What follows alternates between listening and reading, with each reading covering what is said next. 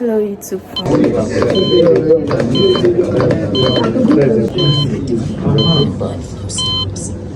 Which anesthetic agent is used for only induction? The owner of the theater, who owns the theater. I want you to tell me. I know person that was diagnosed with presbyopia.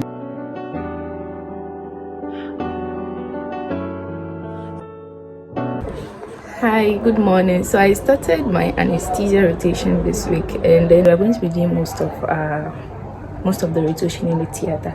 So I just got changed into my theater attire here in the changing room, and I'm heading inside. So apparently our doctor decided not to come today, so we changed into our scraps, went back, and we are coming back.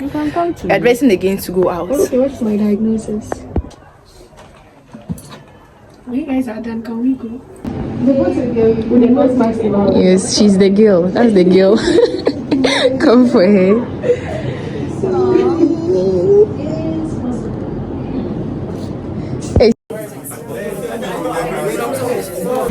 Mention 3 IV anesthetic agents. Inhalational. Which anesthetic agent is used for only induction? Today is Thursday and I'm going to start my day at 7:30. How a typical day looks like from morning till I end my day. 7 a.m. I'm supposed to leave by 7:30. My class starts at 7:30, so I should be in the hospital before 7:30, right? So let's start. So I'm going to make the food and then pack my bag, leave. So I'm all dressed up and I'm ready to go. This is my school bag and how it's looking. All big like that. Like I've got everything in there, my food, my scraps, and then my books, everything else I need is in there. So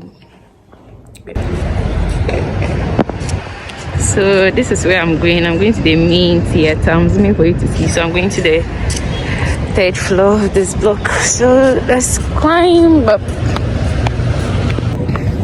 Another day to remind you all that nose masks and spectacles in this weather should be part of your basic needs.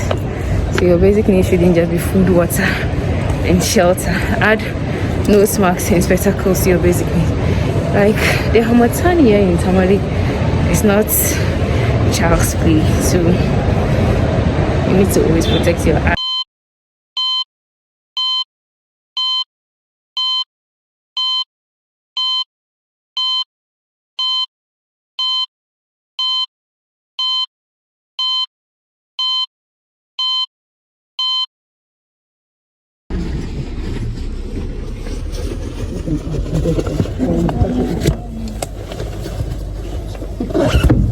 We are still in the anesthesia rotation. So today we kind of finished early, so I decided to talk to these 2 gentlemen.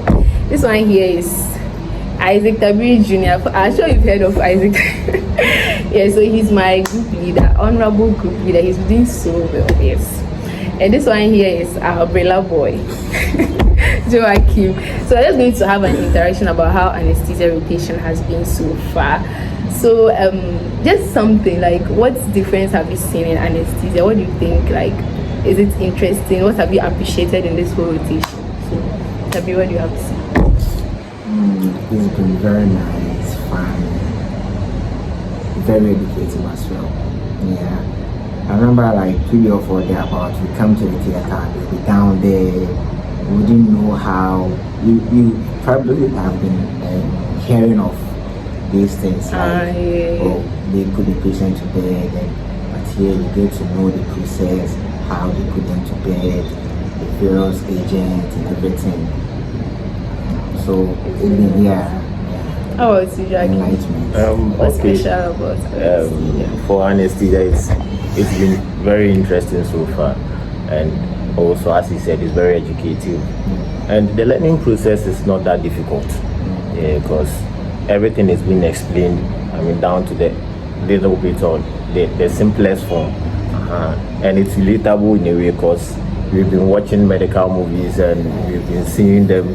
I mean, doing these stuff at the theater, but seeing it in real life is helping a lot because you'll be able to, remember and recall everything you have been taught. So, Yeah, especially the practical aspects, like we're doing CPR.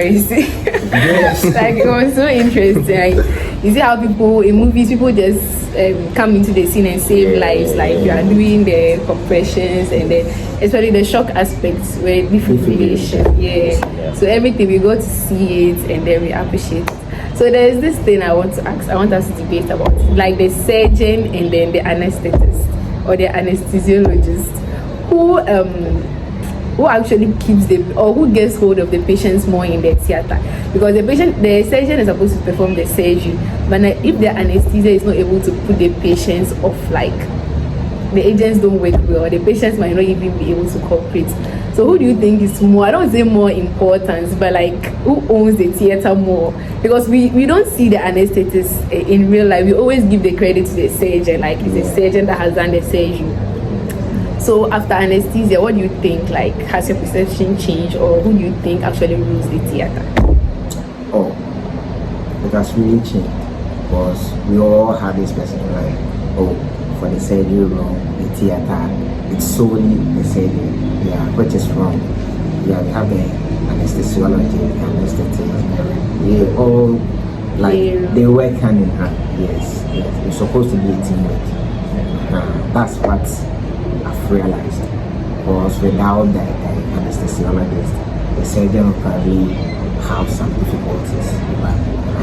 And without the surgeon, who do you think is the owner of the theater? Who owns the theater? I want you to tell me. Is it the anesthesiologist or is the surgeon? Personally, I would say the surgeon is in charge of the theater. He is a team leader.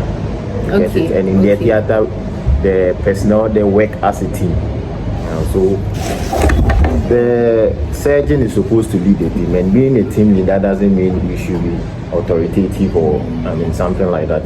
You should be able to come down to the level of your team members, so that you work hand in hand with them and make them feel comfortable, because if they are comfortable, they will do the work diligently, so that everything that you do in the theater goes on successfully. So I think the surgeon is he's in charge, he's the leader, but he makes sure that all the personnel do their jobs in the right way. Yeah, but you come into the theater, it's like the anesthetists are kind of like they own. I'm not trying to say like who has the authority more, but they are actually those handling the theater and everything, because they will have to assess your patients, if the patient will be able to take the anesthetic agents or not. If the patient won't be able to like contain them, they won't even go through with the surgery.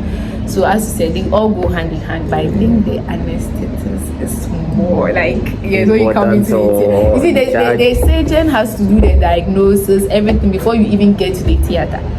So when you get here, I think like the anesthetists are supposed to, how you recover and everything, they take it from there. So that's just how. You can't pick a side.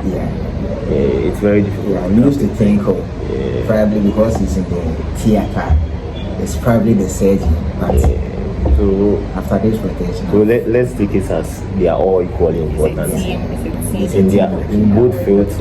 Okay, who wants to specialize in anesthesia? Who is the anesthetist? So let's watch up. Thank you so much. You have something to watch us on? later. Sorry.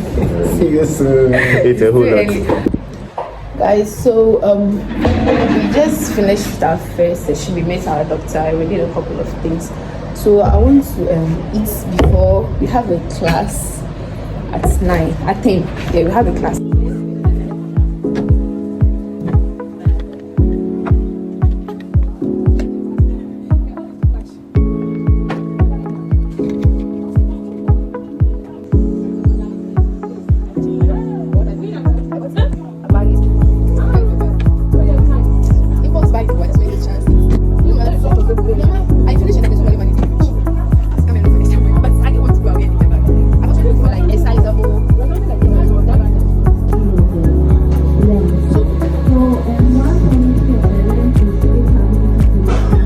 Developing a yellowish tinge, and they would also begin to harden, as I already said. And When the nucleus hardens, it increases the refractive power of the lens. So usually, let's say the person was an old person that was diagnosed with presbyopia. The person has lost his accommodation.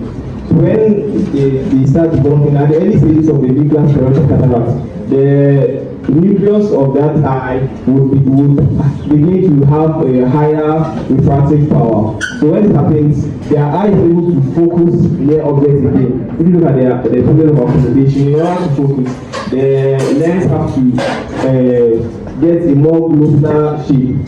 So in presbyopia, the lens are not able to relax to get that closer shape. But however, when the patients begin to develop this nuclear sclerotic cataract, their nucleus will begin to harden and their refractive power will increase. Therefore, they wouldn't need the glasses to see near objects again. So this phenomenon is called the second sight. So they were able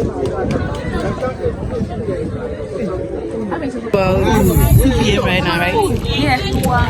So we're supposed to have another session after, but it has been cancelled. And girls, what? We're happy. Going home. So, and what do you have to say? I'm so excited.